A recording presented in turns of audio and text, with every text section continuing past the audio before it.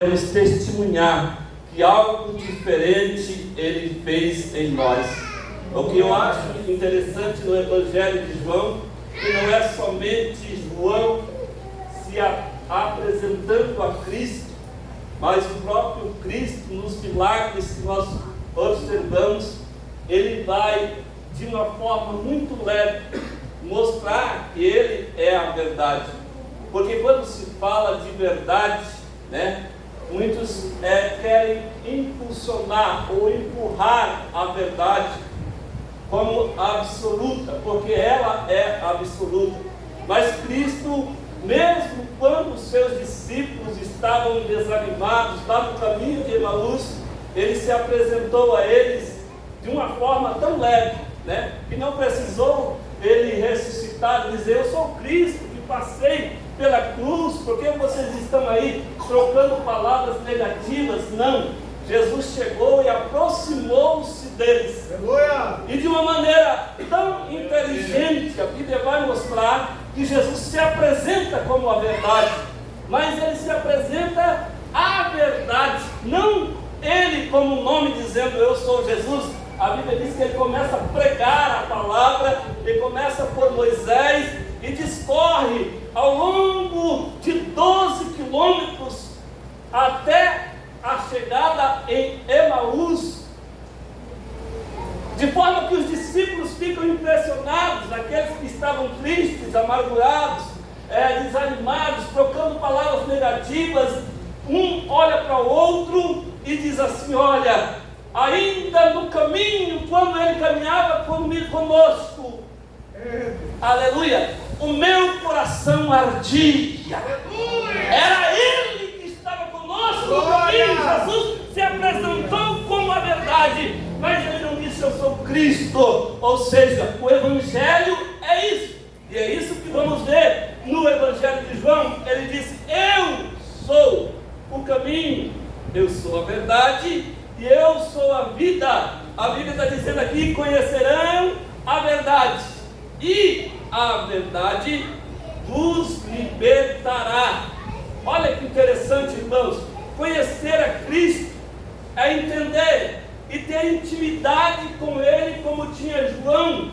Em diversos textos bíblicos, no Evangelho de João, você vai perceber a forma como Cristo se apresenta às pessoas. Se nós voltarmos no texto anterior, talvez no capítulo 5, onde Jesus vai conhecer um homem, que a Bíblia diz que estava há 38 anos, se achava enfermo. Ora, este homem era um veterano à beira do tanque chamado Betesda. 38 anos, não era 38 dias. Jesus sabia que havia festa em Jerusalém. Uma das 3 festas mais importantes estava acontecendo em Jerusalém. Jesus, por sua vez, também vai a Jerusalém. De diferente forma que Jesus vai a Jerusalém, podemos diferenciar de todos que iam lá, porque havia um templo muito belo, havia reuniões diárias, a festa que durava dias. Então o povo ia com propósito.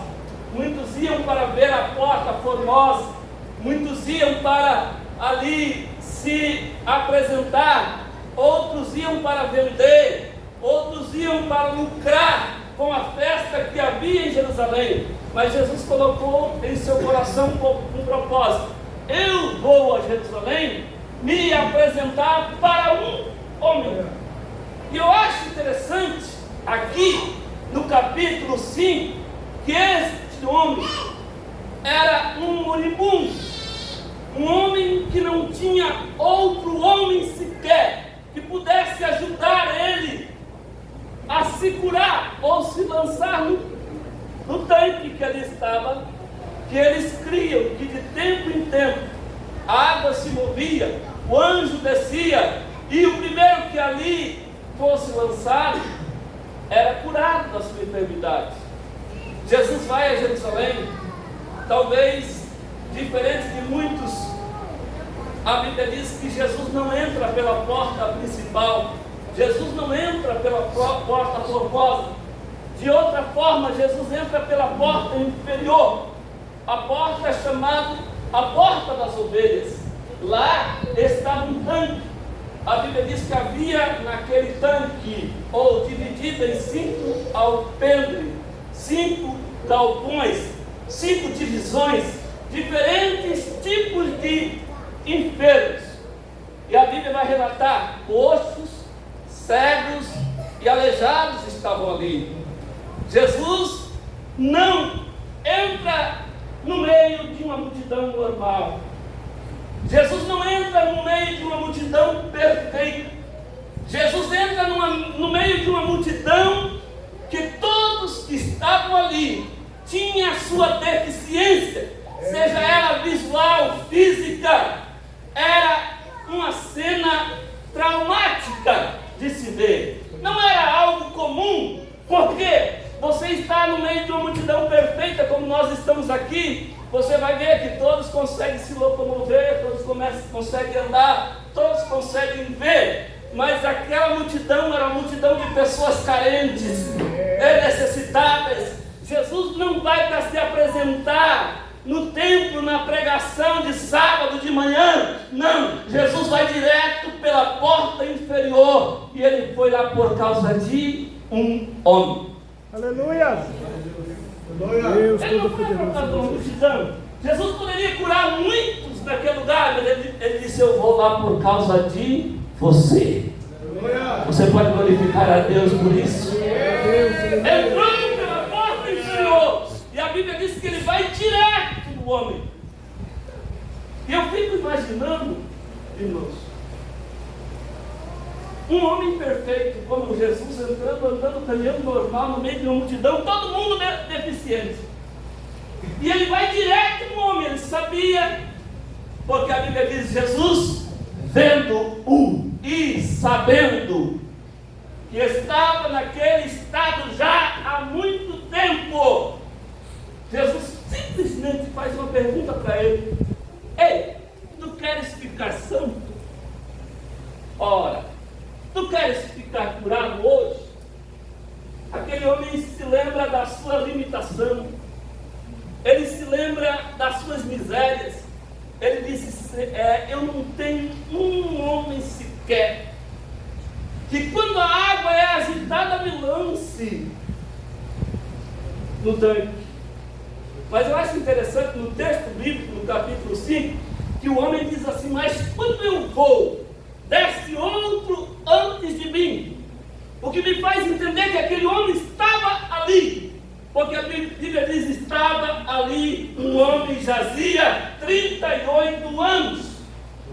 Jazias vem de Jaaz. Aquele homem estava para morrer ali. Não havia outra solução. E a lógica dizia: ele nunca vai ter a oportunidade de ser lançado lá. Mas tinha uma coisa: quando a água movimentava, ele dizia: mas quando eu vou, desce outro. Ou seja, ele não saiu de lá por causa da esperança. A esperança fazia ele pensar: um dia pode chegar a minha vez. Até que a verdade se apresenta, mas a verdade não se apresenta como Jesus ou como Cristo. A verdade se apresenta de uma forma leve. Tu quer ficar curado? Tu quer receber a bênção? Tu quer saber quem eu sou de verdade? Eu estou aqui para te curar. Eu estou aqui para te tocar. Eu estou aqui para mudar a tua história. A verdade não chega dizendo: eu sou Jesus. Porque muitos se apresentam com a verdade, querendo manifestar e mostrar o seu nome. Mas Jesus já é o nome. Ele disse: em meu nome expulsarão demônios, falarão novas línguas. Aleluia. Em meu nome vocês curarão os enfermos. Jesus nunca chegou nas sinagogas, na sua pregação, dizendo: eu sou Jesus. Não, ele chegou pregando o Evangelho. É o Evangelho que transforma a vida.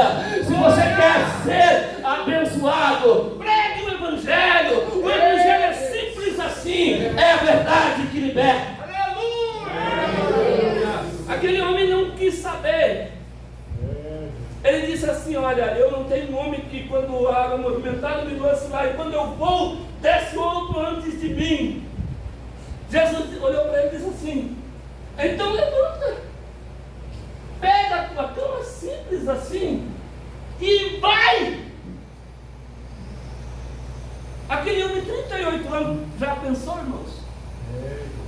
Aleijado, 38 anos em cima de uma cama, talvez dependendo de alguém, nas suas necessidades físicas, cheirando mal, com dificuldade, numa cama miserável, que ele esteve sobre ela por 38 anos, agora ele levanta-se, pega aquilo que ele estava sobre e coloca sobre ele, e a Bíblia diz que ele sai caminhando. Mas ele não conhecia a verdade que se apresenta aqui. A verdade resolveu o seu problema, mas ele não sabia quem era. Aí ele vai para o meio da rua, sentindo a porta principal, a porta formosa, carregando uma cama sobre os seus ombros. A Bíblia diz que Jesus precisou se retirar de lá. Não sou eu que estou dizendo, a Bíblia diz que ele precisou se retirar de lá por causa da multidão. Não a multidão perfeita, a multidão de enfermos. Ora, se ele recebeu, eu também quero. Mas Jesus tinha proposta, eu vim para cá esse, e eu vou embora. A Bíblia diz que ele se retirou. A multidão talvez começou a gritar, ai Jesus, vem aqui, esqueceu o tanque, esqueceu o anjo, esqueceu os milagres que aconteciam ali. Ele diz, eu também quero, mas Jesus se retirou. E o homem foi ser interrogado, questionado, no meio da rua. Ei, por que está carregando uma cama? Hoje é sábado. Não tinha visto carregar esta cama. Ele disse, olha, no meio da multidão de enfermos miseráveis, vocês não foram lá, mas ele foi. E ele mesmo me disse, pega a tua cama e anda. Então eles diziam, quem é este homem? Agora o que foi curado não sabia. Então Jesus não fez questão de dizer a ele o porquê ele estava fazendo aquilo. Jesus fez por nós, pela misericórdia que ele tem por nós, é pela graça que sois salvos. Isso não vem de vós, é dom de Deus. Aleluia! Você pode glorificar a Deus por isso? Glória a Deus, aleluia! O que significa que aquele homem passou. Você vai ler o restante do texto sendo interrogado. E Jesus se retirou e aquele homem se afastou de Jesus, entrou no templo. A Bíblia diz que carregando a sua cama, e lá estava aquele homem, e o próprio Jesus é que faz questão de ir atrás dele, porque Jesus tinha um propósito. Ele disse, eu vim aqui para fazer a obra, e a obra que eu faço é completa.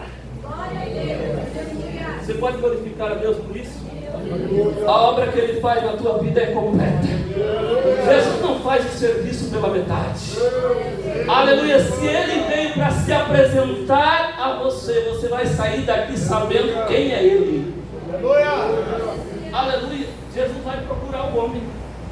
Agora o homem está lá num canto, não sei se na nave da igreja, do templo, do grande templo, não sei se lá no altar, mas ele estava num canto sendo interrogado. E Jesus está procurando. Aonde está aquele que eu curei? De repente Jesus avista. A Bíblia diz que Jesus vai até ele novamente. E Jesus dá a mão para ele e diz assim, sou eu, Jesus, quem te curou. Não peques mais, para que não te suceda coisa pior. E Jesus estava dizendo para ele, o Jesus que você não conhecia, aleluia, veio até você. Escute, meu irmão, você não está aqui porque você é bom, você não está aqui porque você é alguém, você não está aqui porque você é um cara, como diz por aí. Você está aqui porque um dia Ele mesmo foi até onde você estava, moribundo, miserável, desceu até o beco que você estava e disse, venha, aleluia, siga-me, porque eu, aleluia, te convido. Foi Ele que foi até nós. Ele mesmo diz: não foste vós quem me escolheste, foi eu que escolhi a vós. Então foi eu que fui lá e te tirei daquela miséria. É por isso que você está aqui. Você tem todo motivo para dizer: eu conheço a verdade. Aleluia. A Bíblia diz: se recebeste de graça também dai. Você conhece a Cristo pela misericórdia. Aquele homem foi orientado por Jesus a não pecar mais, para que não acontecesse coisa pior com ele. Agora eu fico pensando: existe coisa pior do que ficar 38 anos sobre uma cama? É isso que Jesus está falando. O pecado é pior do que isso. Capítulo 4. Se nós voltarmos do capítulo 5 para o capítulo 4, vamos encontrar uma passagem bíblica. Jesus se apresentando como uma verdade de uma maneira leve. Tem gente que diz assim: tem que falar a verdade mesmo, tem que esfregar a verdade na cara deles. O provérbio diz que a verdade é como ouro, uma pedra preciosa. Lança uma pedra preciosa na cara de alguém, não vai machucar. Então Jesus não esfregava a verdade na cara de ninguém. Jesus pregava o Evangelho. E como isso? Ele era o Cristo, ele estava dando um exemplo. Capítulo 4. Os fariseus estavam conversando a respeito de que Cristo batizava mais do que João. E aquela conversa fez com que Jesus se movimentasse, ou se mudasse de ambiente, por causa desse questionamento. Até discípulos disseram para Jesus, para João Batista: tem um homem que batiza mais que você. Jesus disse: nada é dado ao homem, João disse: nada é dado ao homem que não venha do Pai. Aquela discussão fez com que Jesus se deslocasse do ambiente. A Bíblia diz que ele sai da Judéia, vai para Galiléia, sua terra natal, onde ele mais pregou. E da Galiléia ele disse assim: é necessário que eu vá para Samaria, para a província de Samaria. Aí os discípulos dizem assim: Jesus, nós estamos com fome, o negócio está pegando aqui, estou com fome. Aí Jesus disse assim: olha, vão à cidade e compra pão, porque eu vou para Samaria. Os discípulos dizem: Jesus está doido. Samaria, o território de Samaria, a província de Samaria, não se dá com os judeus. Jesus disse que vai passar por dentro de Samaria. Meu Deus. Um outro caminho lógico para ele seguir seria 136 quilômetros, desviando a rota para chegar na cidade de Sicar, onde Jesus tinha objetivo e propósito de ir. Aí Jesus disse assim: eu vou para Samaria, vocês ficam aí, vamos comprar pão. E Jesus foi para Samaria. A Bíblia diz que ele se cansou na viagem, chegou cansado por volta de meio-dia. Ele se assentou na beira do poço que Jacó tinha feito. Jesus sentou, talvez ele tomou um fôlego, e por volta de meio-dia vem uma mulher, e a mulher vem tirar água. Jesus sabia: está aí o problema que eu vim resolver. Por quê? Aquela mulher ia naquele horário porque sabia das suas misérias, sabia que ela era uma mulher que já tinha tido vários maridos, era questionada, e talvez por ser excluída da sociedade, ela disse: eu vou nesse horário que ninguém vai tirar água. Mas ela encontra a verdade lá. Conhecerão a verdade, e a verdade vos libertará. A verdade estava lá, bem lá, sentada no lado do poço. Ela chega, talvez de cabeça baixa, coloca o balde ou o instrumento que ela ia tirar água. Para tirar água, Jesus olha para ela e diz assim: mulher, dá-me um pouco desta água. Olha a verdade como se apresenta, de uma forma leve. Glória a Deus, aleluia. Aleluia. Jesus é amor, irmãos, e por isso Ele nos tirou do mundo. Aleluia a Ele, porque Ele estava lá por causa daquela mulher. Ele disse: é necessário que eu vá até ela. Não era uma questão simplesmente de desejo, era de necessidade. Pregar o Evangelho é uma necessidade. Falar da verdade é uma necessidade. Aquela mulher diz assim: como podes tu, sendo judeu, me pedir água? Logo eu, que sou uma mulher samaritana. E Jesus vai devagarinho chegar no ponto que Ele queria. A estratégia de Jesus era assim: hoje eu mudo a tua vida sem contar quem eu sou. Só no final da mensagem eu vou me apresentar. Sabe por quê? Porque no final da mensagem não precisava Ele dizer para ela que Ele era Jesus. Ela mesma disse: vejo que tu és um profeta. Vejo que tu és um profeta. Aleluia. Ele disse: mulher, se tu soubesse quem te pede água, tu me pediria, e eu te daria água viva. Ah, não. Você não tem cordas e o poço é fundo. Como que pode? Você não vai conseguir tirar a água daí. Aleluia. Aleluia. Se tu, mulher, beber da água que eu te der, aleluia, se beber desta água, voltará a ter sede. Por quê? Aqui foi Jacó que fez o poço. Sim, eu conheço Jacó. Eu sei quem é Jacó. Mas a água que eu tenho para te dar, eu não estava dizendo que ele era água, eu estava dizendo que tinha água para te dar. Olha, você quer pregar o Evangelho, você tem que ter o Espírito Santo na tua vida. Porque o Espírito convence o homem. Eu tenho água para te dar, mulher. E se tu beber, tu nunca mais terás sede. De uma forma tão especial. Aquela mulher foi evangelizada por Cristo.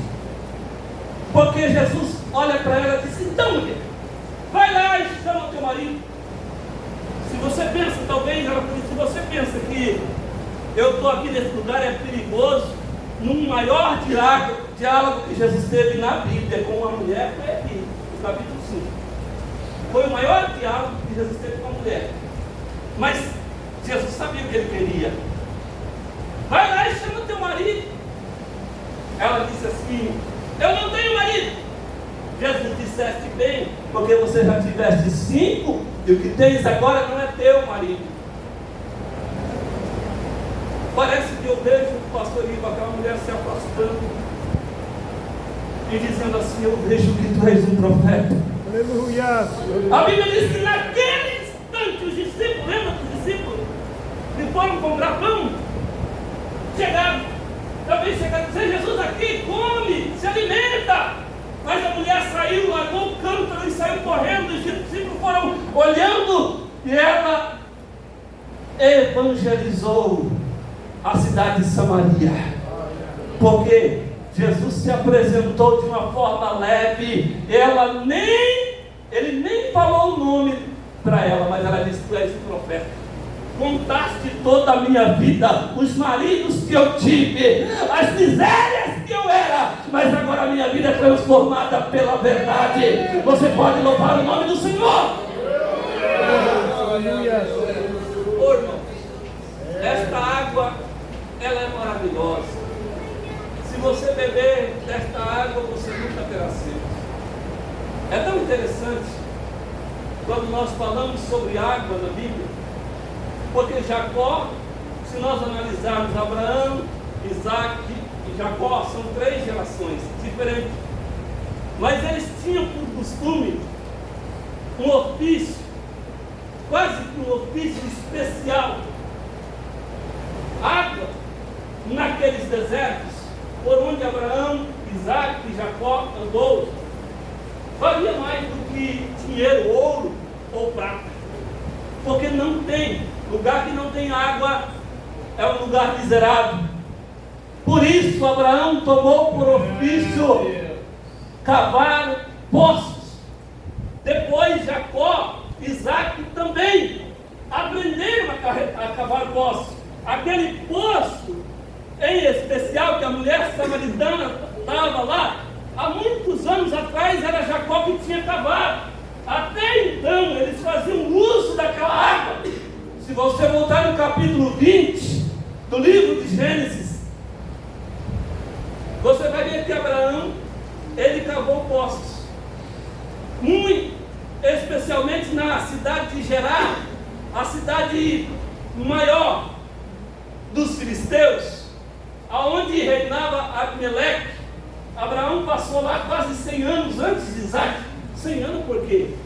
Quando a Sara teve Abraão, teve Isaac, ela já tinha 99. Então, 100 anos depois, a Bíblia diz que houve seca na terra, no capítulo 26, da mesma forma que houve nos tempos de Abraão. Não é diferente. Capítulo 26, a Bíblia diz que Isaac se levanta por causa da fome e vai para a cidade de Gerar, a cidade principal dos filisteus. E o que ele vai fazer lá por causa da fome? Ele chega e sabe o que ele acha lá, pastorinho? Alguns poços. Os filisteus não davam importância àquilo que Abraão tinha feito no passado. Ou seja, o legado de Abraão era ignorado pelos filisteus. De forma que Isaac chega e olha, os poços estão todos entulhados. Os filisteus entulharam. Você sabe o que é entulhar, irmão? Os irmãos aqui sabem o que é entulhar? É pegar coisas, lixo, entulhar. Jogaram dentro do poço, não deram valor. Aí Isaac chegou na terra, no tempo de seca. Ele disse: papai passou por aqui, eu sei quem é papai. Ele furou o poço aqui, e se ele furou é porque dava água. A Bíblia diz que ele começou a entulhar. Tem gente que quer ser abençoado, quer receber água, mas não quer trabalhar. Sabe o que é isso? Isaac começou a trabalhar, desentulhar o poço. A Bíblia diz que deu água e deu água boa. Isaac ficou folgado na terra. A Bíblia diz que ele ficou rico, irmão. Enriqueceu tanto, mas ficou tão rico. Olha aqui para mim. Tão rico ele ficou, que o Abimeleque foi até Isaac e disse: ei, Isaac, para com isso, você tem que sair dessa terra. Aqui não, você chegou ontem aqui e já está mais abençoado que todo mundo. Tem boi, tem riqueza para dar e para vender. Como diz por aí, vaza daqui. Isaac poderia dizer assim: olha, não, aqui eu já construí a minha vida, aqui eu já fiz aquilo que eu queria. Não, Isaac diz: ó governador, Abimeleque, então eu vou. Isaac abandonou tudo, a sua riqueza, e a Bíblia diz que foi para o deserto de Gerar. Lá no deserto de Gerar, Isaac chegou e disse: eu vou fazer que nem papai fazia. Eu vou cavar um poço bem aqui. A Bíblia diz que ele cavou um poço e deu água. Você pode glorificar a Deus no meio do deserto. Deu água. E água boa. De repente Isaac começou a ficar abençoado lá no deserto. Aí os servos de Abimeleque olharam e disseram assim: Isaac está lá no deserto, mas está muito próximo de nós ainda. A Bíblia diz que os servos de Abimeleque foram lá e começaram a brigar com os servos de Isaac. E por causa da briga, Isaac colocou o nome daquele poço de confusão. E ele disse: eu não vou ficar mais aqui. Abandonou toda a sua riqueza. Sabe o que eu estou dizendo aqui, irmãos? Quem busca aquilo que quer espiritualmente não se preocupa com o que é material. Por quê? Porque ele está na direção de Deus, que é dono do ouro e da prata. Você pode adorar a Deus por isso? A verdade sendo se apresentada de uma forma leve. Sabe o que está acontecendo aqui? Isaac foi mais para frente, abandonou, colocou o nome de confusão, disse: eu não quero confusão, então meu tempo aqui findou. Não tem que brigar. Vai chegar o tempo que Deus vai te tirar daqui. Mas tem uma coisa: olha para frente e diz assim: lá na frente eu serei abençoado da mesma forma. Isaac andou mais um pouco e foi para a divisa. Porque Deus disse lá para ele: ó, você vai ficar em Gerar, só não ultrapasse a divisa do Egito. Não passe pela fronteira do Egito, porque o Egito, sabe, é o mundo. É isso que Deus está falando para ele. Se você não for de volta para o mundo, fica na fiação de Deus. Aonde Deus te mandar, você será próspero e abençoado. Eu quero. Andou mais um pouco, parou, desarmou as suas tendas, os seus servos e cavou outro poço. O segundo poço cavou, e a Bíblia diz que deu água. E água boa. Vamos glorificar o nome do Senhor. Ficou tão boa que a Bíblia diz que ele prosperou e ficou rico naquele lugar de novo. Ora, o homem fica rico da noite para o dia. E não é jogo do bicho, não. É Deus na vida dele. Isso. Então o próprio dele disse assim: agora nós vamos se instalar aqui. E a Bíblia diz que os servos de Abimeleque disseram ainda: você está muito próximo de nós. Sai logo das nossas terras. Isaac vai cavar o terceiro poço. E a Bíblia diz que ele foi mais além e cavou o terceiro poço no deserto. E a Bíblia diz que deu água. E água boa. Isaac foi abençoado por Deus e ficou muitíssimo rico. E diz assim: eu vou colocar o nome desse despaçoso, porque no terceiro ele colocou o nome de contenda. Ele disse: eu não quero inimizade entre os meus servos, eu quero a paz de Deus no meu coração. Você pode adorar a Deus por isso? Mas sabe o que era o foco de Isaac? Era chegar na plena vontade de Deus. Quantos querem chegar na vontade de Deus aqui? Irmão, se você tiver na vontade de Deus, você pode estar andando de chinelo de dedo, você pode estar em dificuldade, mas se você está na direção de Deus, você está feliz, está dizendo: eu sou próspero e abençoado. Porque você não enxerga como ímpio, aleluia, que quer ficar rico da noite para o dia. Você não quer sucesso, você quer reconhecimento de Deus para a tua vida. Você pode adorar a Deus? Glória a Deus. O foco de Isaac era chegar em Berseba. Sabe o que quer dizer Berseba? A plena vontade de Deus. Quantos querem viver na plena vontade de Deus? Era como quem dizia assim: olha, eu tive aqui uma igreja bonita como essa, fui abençoado, mas de repente Deus te tira daqui e te leva para o deserto. Você chega no deserto, não tem nada, ninguém, mas de repente você começa a evangelizar, consegue construir uma igrejinha e de repente Deus começa a prosperar. E a bênção de Deus impera sobre a tua vida. Você diz assim: é Deus na minha vida. Isaac foi, irmão, se desfazendo, mas cada vez que ele se desfazia, mais ainda ele era abençoado. Agora, quando Isaac vai para Berseba, não é por causa de Abimeleque, não é por causa dos servos, não é por causa da confusão, da briga entre eles. Ele vai de uma forma espontânea, automaticamente. Deixa eu dizer para você: se você quer chegar na plena vontade de Deus, você vai chegar automaticamente, na hora certa, no tempo certo, de uma forma leve. Oh, glória a Deus. Quantos estão entendendo a mensagem aqui nesta noite? Glória. Não vai precisar forçar a barra, não vai precisar brigar com A ou com B, não vai precisar de contenda entre os servos, não vai precisar de confusão. Você terá paz na tua alma. Aleluia. Chegou em Berseba, irmãos. Isaac diz assim, poderia dizer assim: agora eu estou onde eu queria. Vamos cavar um poço? Vamos cavar um poço? Bora cavar um poço. A Bíblia diz que ele cavou um poço e não deu água. Bora. Não deu água. Qualquer lugar que Isaac cavasse um poço, dava água. Cavou outro poço, não deu água. E os servos de Isaac começaram a cavar poço, e Isaac começou a enfraquecer-se materialmente, porque não tinha água, e a água valia ouro naquele tempo.